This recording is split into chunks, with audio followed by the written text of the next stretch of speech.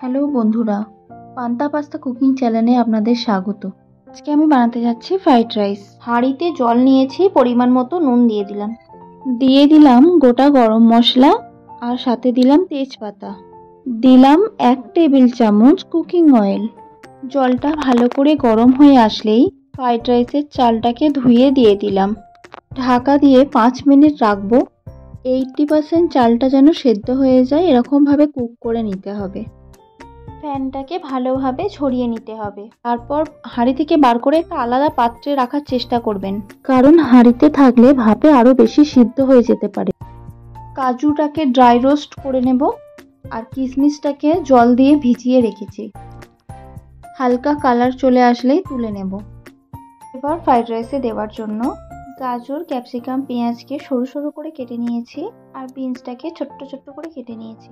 এবার এগুলোকে ফ্রাই করে নেব। এবার কড়াইতে পরিমাণ মতো তেল নিয়ে নেব, দিয়ে দেব সরু সরু করে কুচিয়ে রাখা গাজরগুলোকে। এখানে আমি গাজরটাকে একটু হালকা করে ফ্রাই করে নিচ্ছি। আপনারা চাইলে ভালো করে ফ্রাই করে নিয়ে একেবারে নামিয়ে নিতে পারেন। আমি শেষে আর একবার ওর মধ্যে দিয়ে ফ্রাই করে নেব, তাই এখানে হালকা করে নিলাম। এগুলো হয়ে গেছে, এগুলোকে এবার তুলে নেব। এখানে পেঁয়াজটা অপশনাল, দিতেও পারেন নাও দিতে পারেন। এরপর ফ্রাই করে নেব কুচিয়ে রাখা বিনসগুলো। এই সময় গ্যাসের ফ্লেমটা লো টু মিডিয়াম রাখতে হবে, যাতে ভিতর থেকেও ভালোভাবে সিদ্ধ হয়ে যায় সবজিগুলো। 2 মিনিট নাড়াচাড়া করার পর দিয়ে দেব ক্যাপসিকামগুলো। আবারও ভালো করে নাড়াচাড়া করে ফ্রাই করে নেব। এরপর দিয়ে দেবো এর মধ্যে ফ্রাই করে রাখা গাজরগুলো, আর দিয়ে দেব কুচানো পেঁয়াজগুলো। সবগুলোকে আমি ভালো করে মিশিয়ে নিয়েছি। ভালো করে 2 মিনিট নাড়াচাড়া করে তুলে নেব। বন্ধুরা, ওই কড়াইতেই যতটা তেল ছিল তার সাথে আমি 1 টেবিল চামচ ঘি নিয়ে নিয়েছি। গোটা গরম মশলা দিয়ে দেব, আর গোটা জিরে দিয়ে দেব, আর দিয়ে দিলাম 1 টুকরো আদাকে বেটে রেখেছিলাম, ওর মধ্যে দিয়ে দিলাম। এরপর রাইসগুলোকে দিয়ে দেব। রাইস দেওয়ার পর দিয়ে দেব পরিমাণ মতো নুন, আর 1 চা চামচ চিনি দিয়ে দেব। লঙ্কাটা অপশনাল, দিতেও পারেন নাও দিতে পারেন। এরপর ভালো করে মিশিয়ে নেব। তেল ঘি ভালো করে চালের সাথে মিশিয়ে নেওয়া হয়ে গেছে। দিয়ে দেব ফ্রাই করে রাখা গাজর, বিনস, ক্যাপসিকাম আর পেঁয়াজটাকে।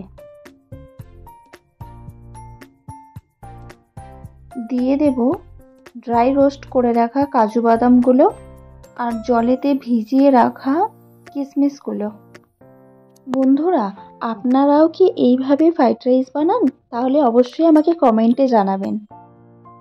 আবারও ভালো করে নাড়াচাড়া করে মিশিয়ে নেব।